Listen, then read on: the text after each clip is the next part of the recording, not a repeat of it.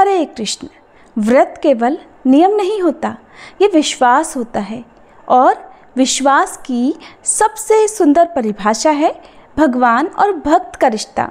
इसलिए आज योगिनी एकादशी की पावन कथा सुनने से पहले आइए एक बार फिर उस दिव्य संबंध को याद करें जो एक साधारण भक्त को भगवान के हृदय तक पहुंचा देता है।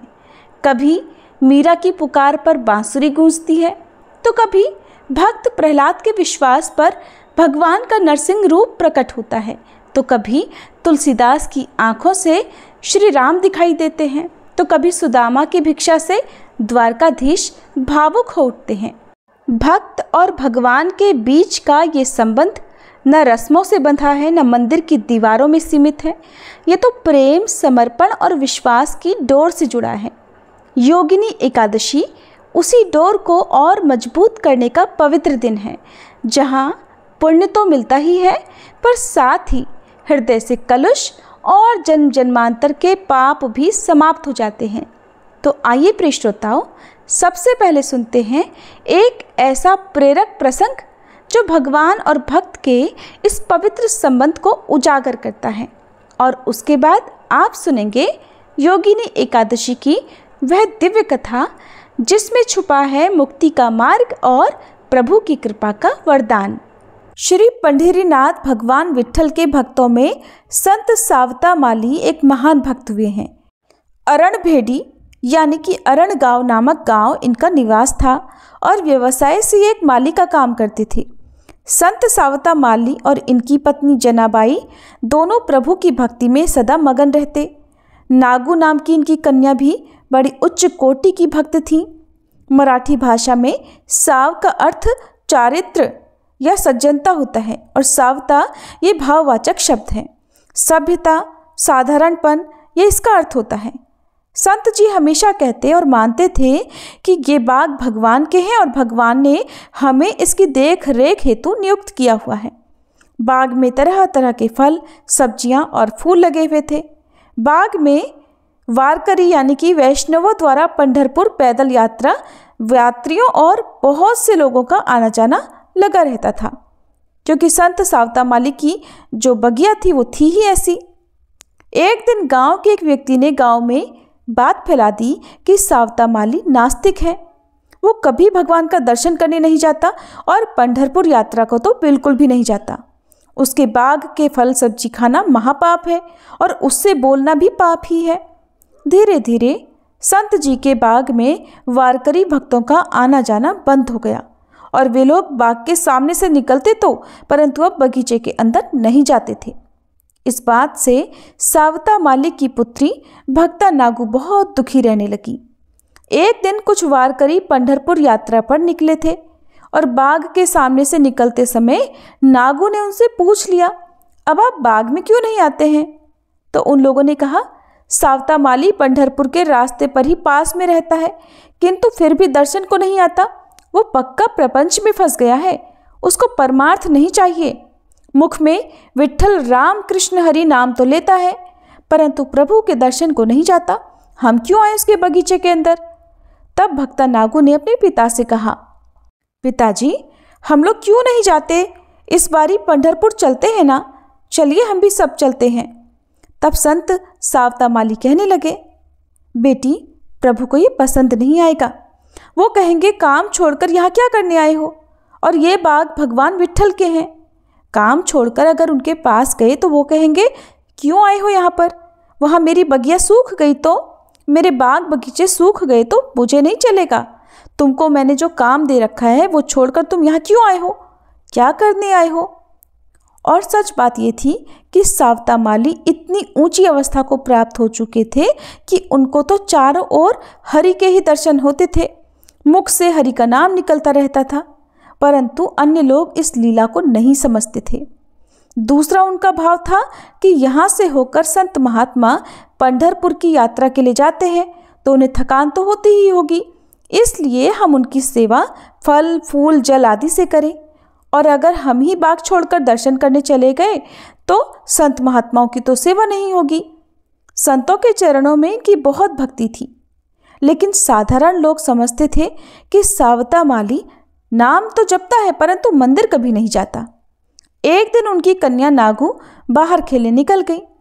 उसने कुछ सोच विचार किया और फिर अंदर आकर बोली, पिताजी हम नहीं जाएंगे पंढरपुर, पर बिट्ठू को तो यहाँ बुला लीजिए। प्यार से नागू भगवान को धन्या, विट्ठू, विठुराय ऐसे नामों से पुकारा करती। नागू निरंतर अपने पिता से पूछा करती, बाबा इस बाग का स्वामी वो विट्ठू है ना? तब वो फिर बाग में कभी पधारता क्यों नहीं? सावता माली को अपनी कन्या के प्रति बड़ा कौतुक लगा। छोटे छोटे बच्चे नादानी में इस तरह की बातें कह ही देते हैं, और छोटे बच्चों के मन में जो भगवान के प्रति भक्ति होती है ना, वो बहुत सच्ची होती है। तो इस तरह से जो नागू थी, जो भक्ता नागू थी, वो अपने पिताजी से इस तरह की बातें किया करती थी। तो अपनी पुत्री के इस तरह के प्रश्नों को सुनकर सावता माली को अपनी कन्या के प्रति बड़ा कौतुक लगा। उन्होंने अपनी बेटी को प्यार से अपने पास बिठाया और कहने लगे, बेटी वो तो समस्त जगत के पालन करता है, उनको बहुत काम होता है, परंतु जब भी उनको समय मिलेगा ना, वो अवश्य आएंगे हमारे बगीचे में। फिर एक दिन की बात है, कुछ वारकरी संत और यात्री पंढरपुर यात्रा पर प्रभु से भेंट करने के लिए निकले। भक्ता नागू को जैसे ही इस बात का पता चला तो उसने एक टोकरी में कुछ गाजर और मूली भर दिए। उसने उन वारकरी भक्तों से कहा, भैया ये नैवेद्य मेरे विठुराय को ले जाकर दे दोगे क्या? उसको कहना कि ये सब्जी, ये फल उसके ही बगीचे के हैं। बहुत से वारकरी तो रुके ही नहीं, अनदेखा करके चले गए, क्योंकि वे तो यही समझते थे कि सावता माली नास्तिक है और उसके बाग बगीचे के फल न तो खाने हैं न ही स्पर्श करने हैं। आने जाने वाले कुछ वारकरियों ने उस भक्ता का मजाक उड़ाया और कहा, छी मूली और गाजर ये लेकर जाए। वो उस टोकरी को फेंककर आगे बढ़ गए, परंतु एक बूढ़ा वारकरी भक्त उस कोमल हृदय भक्ता के मन का भक्तिभाव जान गए। उन भक्त ने वो टोकरी उसके हाथों से ले ली और कहने लगे, हाँ बेटी मैं दे दूंगा ये सब्जी और फल भगवान विट्ठल को। उनकी बात सुनकर नागू को बड़ा आनंद हुआ। तब नागू ने कहा, भैया विट्ठू से कहना कि बाग उसके ही हैं। मेरे माता पिता दिन रात तुम्हारा ही तो नाम जपते रहते हैं, और हाँ मैं भी उन्हीं का नाम लेती हूँ। विठुराय को कहना नागू आपकी प्रतीक्षा कर रही है, आप मेरी प्रार्थना निवेदन देकर शीघ्र लौटना, तो दोगे ना मेरा संदेश? आहा! उस भक्ता की वाणी सुनकर उस वारकरी भक्त का हृदय भर आया। निष्पाप, निस्वार्थ और अपार प्रेम। इस कन्या का निमंत्रण सुनकर वो तो जरूर आएगा। उस वारकरी ने कहा, बेटी मैं तुम्हारी प्रार्थना अवश्य निवेदन करूंगा, और हाँ देखना भगवान भी अवश्य आएंगे। उनका अपने भक्तों पर बहुत प्रेम है। अरणभेड़ी गांव से पंढरपुर लगभग 18 मील की दूरी पर है। वारकरी भक्त ने हाथ में टोकरी ली और चल पड़े। मंदिर पहुंचकर उन्होंने नागू का संदेश वैसा का वैसा भगवान को सुना दिया। उस दिन शाम को बाग का काम पूरा करके संत सावता माली अपनी बेटी नागू से बोले, चलो बेटी घर चलें, तुम्हारी माता प्रतीक्षा करती होंगी। नागू ने कहा, बाबा आज तो वो पांडुरंग आने वाला है, मैंने वारकरी भैया के साथ सब्जी और फल नैवेद्य के रूप में भेजे हैं। शीघ्र लौटना ऐसा भी कहा है। विट्ठू आता ही होगा बाबा, मुझे प्रतीक्षा करनी चाहिए, मैं यहीं ठहरूंगी। संतों ने लिखा ही है, सभी वैष्णवों के हृदय में जिस दिन नागू जैसा दृढ़ विश्वास आएगा उस दिन भगवान से मिलान अवश्य होगा। प्रहलाद और नागू जैसा दृढ़ विश्वास भगवान की प्राप्ति को सहज बना देता है। अपनी बेटी का ऐसा भगवत प्रेम देखकर संत सावता माली धन्य हो गए। उन्होंने अपनी बेटी को अपने पास बिठाया और कहा, मैं भी रुकता हूँ यहाँ पर। संत सावता माली विठुराय का स्मरण करने लगे। बहुत समय बीत गया, बेटी और पति इधर घर पर नहीं आए, ये सोचकर सावता माली की पत्नी जनाबाई को अब चिंता होने लगी। कुछ देर प्रतीक्षा करने के बाद जनाबाई भी बगीचे में ही आ गई। बेटी की प्रेम अवस्था और प्रभु भक्ति देख जनाबाई की आंखों से भी आंसू बहने लगे। सब परिवार सुध-बुध खोकर प्रभु का स्मरण करने में मगन हो गए। नाम जप करते करते पूरी रात बीत गई, किसी को पता ही नहीं चला। नागू ने भगवान का दर्शन प्राप्त करने के लिए बस रट लगा दी थी। यहाँ तक कि उसकी रट ऐसी थी, ऐसी जिद उन्होंने पकड़ ली कि अन्न जल त्याग दिया और भजन में ही लगी रही। उधर बूढ़े वारकरी भक्त ने जैसे ही भगवान को नागू का संदेश सुनाया और फिर प्रणाम किया, उसी क्षण तत्काल प्रभु मंदिर से बाहर चले गए और सीधे संत सावता के बाग में चले गए। सावता माली के पास जब प्रभु आए तब प्रभु के दर्शन केवल सावता माली को ही हुए थे। उन्हें देखकर संत जी ने विचार किया कि अब इस सुंदर विट्ठू को कहाँ रखें और क्या करें। आहा, ऐसी हलचल उनके मन में होने लगी। अब श्री कृष्ण तो नटवर हैं, उनकी लीला को भला कौन समझ सके। प्रभु ने विचित्र लीला की और भगवान पांडुरंग कृष्ण बोले, बाबा बाबा, मेरे पीछे लोग पड़ गए हैं, आप हमको कहीं छुपा लो ना। संत जी ने यहाँ देखा वहाँ देखा कि कहाँ छुपाए, परंतु बगीचा तो खुला था, छुपने की जगह थी ही नहीं। संत तो सरल हृदय और भोले होते हैं। बिना कुछ सोच विचार के संत सावता माली ने सब्जी काटने का खुरपा लेकर अपने हृदय और पेट के बीच वाले हिस्से को ही चीर दिया। भगवान पांडुरंग ने अति लघु रूप धारण कर लिया और जाकर सीधा संत सावता माली के हृदय में जाकर बैठ गए।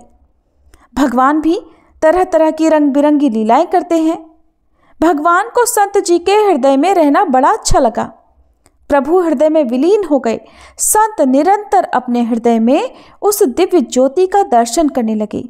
उनको दर्शन तो आत्मरूप से होता रहता, परंतु संत जी सोचने लगे कि अब हमारी बेटी और हमारी पत्नी को भला दर्शन कैसे हो। भगवान का साकार रूप तो मेरे हृदय में ही विलीन होकर निराकार हो गया।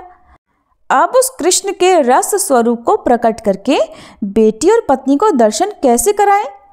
संतों का शरीर ही एक मंदिर है। उनके हृदय में भगवान और भक्ति देवी का निवास होता है। अंग अंग में तीर्थ विराजते हैं। संत केवल मंदिर में ही नहीं, अपितु कण कण में भगवान का दर्शन करते हैं। इस बात की प्रतीक्षा करने के लिए भगवान ने फिर एक लीला की। पंढरपुर में उस दिन बहुत से वारकरी भक्तों का समूह मंदिर में आया, लेकिन प्रभु वहां दिखाई ही नहीं दिए। अब किसी की समझ में कुछ भी नहीं आ रहा था।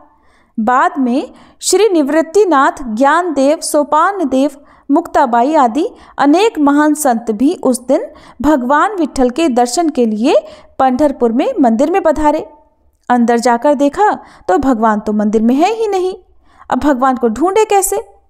संत श्री ज्ञानदेव जी ने कुछ क्षण ध्यान लगाया और कहा, चलो भगवान अरण गांव में कहीं गए हुए हैं। भगवान के कंठ में तो तुलसी हार होता ही है, अंगों से भी सुंदर सुगंधी आती है। सुगंध के पीछे पीछे चलकर ही पता लग जाएगा कि भगवान कहाँ है। अब क्या हुआ कि सब संत मंडली तुलसी की सुगंध सूंघते सूंघते चले जा रहे हैं। चलते चलते आ पहुंचे श्री सावता माली जी के ही बगीचे में, और नागू उस समय सावता माली की गोद में सिर रखकर विरह में विट्ठल स्मरण कर रही थी। संतों को देखकर सावता माली आनंद में भर गए और कहने लगे, आज हमारा भाग्य बड़ा है, हम धन्य हो गए। संतों के चरण से आज हमारा घर पावन हो गया। तब नामदेव जी ने कहा, बाबा आपका भाग्य तो बड़ा है ही, हमारे चरण यहाँ पधारे हैं इसलिए नहीं, बल्कि इसलिए कि भगवान पांडुरंग यहाँ आए। बताओ तो जरा हमारे प्रभु कहाँ हैं? संत सावता माली कहने लगे, मैं तो स्वयं प्रभु की प्रतीक्षा कर रहा हूँ। मेरी ये पुत्री 4 दिनों से अन्न जल त्याग कर भगवान के आने की आस लगाई बैठी है। तब नामदेव जी ने कहा, कुछ भी मत बोलो, ज्ञानदेव जी ने कहा है प्रभु यहीं पर है, असत्य कैसे होगा? बताओ तुमने प्रभु को कहाँ छुपाया है? तब सावता माली ने कहा, मैं प्रभु को कहाँ छुपाऊं? और प्रभु क्या कहीं छुपकर रहने वाले हैं? वो क्यों छुपेंगे? और अगर भगवान छुपे ही होंगे तो फिर मेरे हृदय में ही होंगे ना, दूसरी जगह कहाँ होंगे भला? मुझे तो प्रभु सर्वत्र दिखते हैं, वो तो कण कण में व्याप्त है। ये फूल पौधे ये सब उनके ही तो रूप हैं। ज्ञानदेव जी बोले, वाह वाह, यहाँ विट्ठल छुपे ही नहीं, यहाँ तो विट्ठल सर्वत्र बिखरे हैं सुगंध की तरह। सावता माली बोले, ज्ञानदेव जी भगवान का निराकार सर्वव्यापक रूप मेरे और आपके लिए अच्छा है, परंतु हमारी पुत्री नागू का समाधान कैसे हो? उसको तो सगुण साकार रूप ही प्रिय है, इसने तो विट्ठल दर्शन की रट लगा रखी है और 4 दिनों से अन्न जल कुछ भी नहीं लिया। अब इस बालिका का समाधान मैं कैसे करूं? नामदेव जी कहने लगे, अभी तो आपने कहा भगवान आपके हृदय में है। सावता माली ने कहा, हाँ ये भी सत्य है। नामदेव जी, फिर यहाँ वहाँ क्यों ढूंढना? आपने अच्छी याद दिलाई। अब सावता माली ने साग फल काटने वाला खुरपा उठाया और खच्च से अपनी छाती पर मारा और कहा, पांडुरंग, विट्ठल, मेरे हृदय से बाहर आ जाओ और साकार रूप में दर्शन दो। उनके हृदय से देखते ही देखते एक तेजस्वी प्रकाश निकला और संपूर्ण बाग में तुलसी की दिव्य सुगंधि व्याप्त हो गई। भगवान वहीं प्रकट हो गए और संत सावता माली मूर्छित हो गए। प्रभु ने अपनी कृपा दृष्टि से उनकी मूर्छा दूर की। भगवान प्रकट हुए तब नागू भागकर प्रभु के पास गई और उनसे लिपट गई। नागू ने कहा, विट्ठू विट्ठू तुम आ गए? देखो पिताजी, विट्ठू आ गया, धनी आ गया। मुझे पता था वो अवश्य आएगा। सब संत मंडली ने हरिनाम संकीर्तन किया। उसके बाद सावता माली ने संतों और प्रभु को भोजन प्रसाद पवाया। भगवान ने अपनी गोद में नागू को बिठाकर प्रसाद पवाया। तब नागू ने कहा, विट्ठू देखो अब कहीं जाना नहीं। इस पर नामदेव जी बोले, बेटी यहाँ रहकर कैसे चलेगा? प्रभु को तो जगत के बहुत सारे कार्य करने होते हैं, वे बहुत व्यस्त होते हैं ना, तो यहाँ पर नहीं ठहर सकते।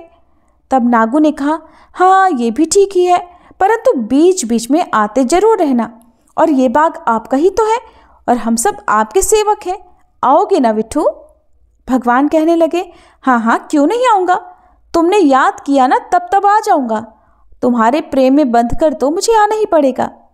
सावता माली जनाबाई को प्रभु ने आशीर्वाद दिया और नागू को लाड़ लड़ाकर प्रभु वहीं अंतर्ध्यान हो गए। ये थी आज की कथा। सभी मिलकर प्रेम से बोलिए, भक्त सावता माली की जय, भक्ता जनाबाई जी की जय, भक्ता नागू जी की जय। आइए अब पूर्ण श्रद्धा के साथ सुनते हैं योगिनी एकादशी की कथा। कथा श्रवण के लिए कल्पना कीजिए हस्तिनापुर के राजमहल की। हस्तिनापुर की दिशा आज शांत नहीं बल्कि जागृत है। दिशाओं में वैराग्य की गूंज है। आकाश में दिव्य रश्मियां नृत्य कर रही हैं और वायु में सुगंध है, ऐसी जो केवल देवता के आगमन से उत्पन्न होती है। महाराज युधिष्ठिर अपने सिंहासन पर ध्यानस्थ हैं। उनके अंतर्मन में एक प्रश्न चल रहा है, ऐसा प्रश्न जो केवल भगवान श्री कृष्ण ही उत्तर दे सकते हैं। और तभी आकाश से उतरता है एक दिव्य रथ, जिसकी गति वायु से भी अधिक तेज है, जिसके पहिए धर्म के प्रतीक हैं और जिसके रथी हैं स्वयं योगेश्वर श्री कृष्ण। प्रभु के आगमन से सभा में नाद हो उठता है, देव गंधर्वों के स्वर गूंजने लगते हैं और श्री कृष्ण अपने करुणामय दृष्टि और तेजस्वी मुखमंडल के साथ धर्मराज के समीप पधारते हैं। आज वह दिन है जब श्री कृष्ण एक ऐसा व्रत प्रकट करेंगे, एक ऐसे व्रत की महिमा बताएंगे जो न केवल पापों का नाश करता है बल्कि जीवन की मलिनता और रोगों को धोकर आत्मा को परमात्मा से जोड़ देता है। वह व्रत है योगिनी एकादशी। आइए हम भी अपने हृदय के द्वार खोलें, अपने चित्त को स्थिर करें और उस दिव्य संवाद के साक्षी बने जहाँ पर भगवान स्वयं भक्त को मोक्ष का मंत्र सुना रहे हैं। धर्मराज युधिष्ठिर ने भगवान श्री कृष्ण से कहा, हे त्रिलोकीनाथ, मैंने ज्येष्ठ मास के शुक्ल पक्ष की निर्जला एकादशी का महात्म्य आपके श्रीमुख से सुना। अब आप कृपा करके आषाढ़ मास के कृष्ण पक्ष की एकादशी की कथा भी सुनाइए। इस एकादशी का क्या नाम और महात्म्य है, सो अब आप मुझे विस्तार पूर्वक बताइए। तब श्री कृष्ण ने कहा, हे धर्मराज युधिष्ठिर, आषाढ़ मास के कृष्ण पक्ष की एकादशी का नाम योगिनी एकादशी है। इसके व्रत से सभी पाप ताप नष्ट हो जाते हैं। यह व्रत इहलोक में भोग और परलोक में मुक्ति देने वाला है। हे धर्मराज, ये एकादशी तीनों लोकों में प्रसिद्ध है। इसके व्रत से सभी पाप नष्ट हो जाते हैं। तुम्हें मैं पुराण में कही हुई कथा सुनाता हूँ, ध्यानपूर्वक श्रवण करो। एक बार कुबेर नाम का एक राजा अलकापुरी नाम की नगरी में राज्य करता था। वह शिव भक्त था। उनका हेममाली नामक एक यक्ष सेवक था जो पूजा के लिए पुष्प लाया करता था। हेममाली की विशालाक्षी नाम की अति सुंदर पत्नी थी। एक दिन वह मानसरोवर से पुष्प लेकर आया, किंतु काम वासना के कारण पुष्पों को रखकर घर में अपनी पत्नी के साथ रमण करने लगा। इसी भोग विलास में मध्याह्न का समय हो गया। उधर हेममाली की प्रतीक्षा करते करते जब राजा कुबेर को मध्याह्न का समय हो गया और पूजा का समय निकलने लगा, तो उसने क्रोधपूर्वक अपने सेवकों को आज्ञा दी कि तुम लोग जाकर पता लगाओ हेममाली अभी तक पुष्प लेकर क्यों नहीं आया। जब सेवकों ने उसका पता लगा लिया तो राजा के पास जाकर बताया, हे राजन, वह हेममाली तो अपनी पत्नी के साथ रमण कर रहा है। इस बात को सुनकर राजा कुबेर ने हेममाली को बुलाने की आज्ञा दी। भय से कांपता हुआ हेममाली राजा के सामने उपस्थित हुआ। उसे देखकर राजा कुबेर को अत्यंत क्रोध हुआ और उसके होंठ फड़फड़ाने लगे। राजा ने कहा, अरे अधम, तूने मेरे परम पूजनीय देवों के देव भगवान शिव का अपमान किया है। जा, मैं तुझे शाप देता हूँ कि तू पत्नी के वियोग में तड़पे और मृत्युलोक में जाकर कोढ़ी का जीवन व्यतीत करे। कुबेर के शाप से वह यक्ष तत्काल ही स्वर्ग से पृथ्वी पर आ गिरा और कोढ़ी हो गया। उसकी पत्नी भी उससे बिछड़ गई। मृत्युलोक में आकर उसने अनेक भयंकर कष्ट भोगे, किंतु भगवान शिव की कृपा से उसकी बुद्धि मलिन नहीं हुई और उसे पूर्व जन्म की सुध भी रही। अनेक कष्टों को भोगता हुआ और अपने पूर्व जन्म के कुकर्मों को याद करता हुआ हेममाली हिमालय पर्वत की ओर चल पड़ा। चलते चलते वह मार्कंडेय ऋषि के आश्रम में जा पहुंचा। वह ऋषि अत्यंत वृद्ध तपस्वी थे। वह दूसरे ब्रह्मा जी के समान प्रतीत हो रहे थे और उनका वह आश्रम ब्रह्मा जी की सभा के समान शोभा दे रहा था। ऋषि को देखकर हेममाली वहां गया और उन्हें प्रणाम करके उनके चरणों में गिर गया। तब हेममाली को देखकर मार्कंडेय ऋषि ने कहा, तूने कौन से निकृष्ट कर्म किए हैं जिससे तू कोढ़ी हुआ और भयानक कष्ट भोग रहा है। तब महर्षि की बात सुनकर हेममाली बोला, हे मुनिवर, मैं राजा कुबेर का अनुचर था। मेरा नाम हेममाली है। मैं प्रतिदिन मानसरोवर से पुष्प लाकर भगवान शिव की पूजा के समय राजा कुबेर को दिया करता था। एक दिन पत्नी रमण के सुख में फंस जाने के कारण मुझे समय का ज्ञान ही नहीं रहा और मध्याह्न तक पुष्प नहीं पहुंचा सका। तब उन्होंने मुझे शाप दे दिया कि तू अपनी पत्नी का वियोग और मृत्युलोक में जाकर कोढ़ी बनकर दुख भोग। इसी शाप के कारण मैं कोढ़ी हो गया हूँ और मुनिवर इस पृथ्वी पर आकर भयंकर कष्ट भोग रहा हूँ। इसलिए कृपा करके आप कोई ऐसा उपाय बताइए जिससे मुझे मुक्ति मिल सके। तब मार्कंडेय ऋषि ने कहा, हे हेममाली, तूने मेरे सम्मुख सत्य वचन कहे हैं, इसलिए मैं तेरे उद्धार के लिए एक व्रत बताता हूँ। अगर तू आषाढ़ मास के कृष्ण पक्ष की योगिनी नामक एकादशी का विधि विधान पूर्वक व्रत करेगा तो तेरे सभी पाप नष्ट हो जाएंगे।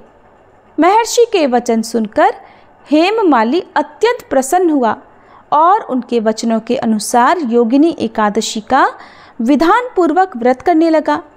इस व्रत के प्रभाव से अपने पुराने स्वरूप में वह आ गया और अपनी पत्नी के साथ सुखपूर्वक रहने लगा।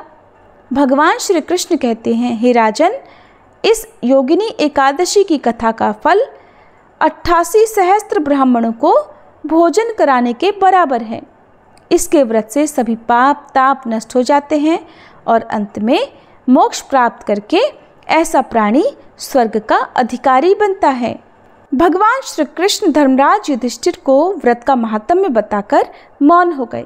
राजसभा एक बार फिर शांत है, पर यह शांति वैसी नहीं जैसी पहले थी। अब ये शांति है पूर्णता की, ज्ञान की और प्रभु की कृपा से मिली मुक्ति की। धर्मराज युधिष्ठिर के मुख पर अब प्रश्न नहीं बल्कि समाधान की शांति है। भगवान श्री कृष्ण के वचनों ने पाप और संशय के हर अंधकार को हर लिया है। योगिनी एकादशी की वह कथा जिसमें केवल पाप मोचन नहीं बल्कि आत्मा और परमात्मा के मिलन का रहस्य छुपा है, वह अब पूर्ण हो चुकी है।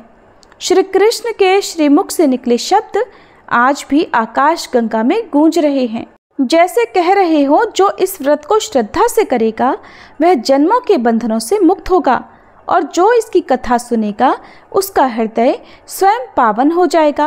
और अब प्रभु श्री कृष्ण का रथ धीरे धीरे पुनः आकाश की ओर उठ रहा है।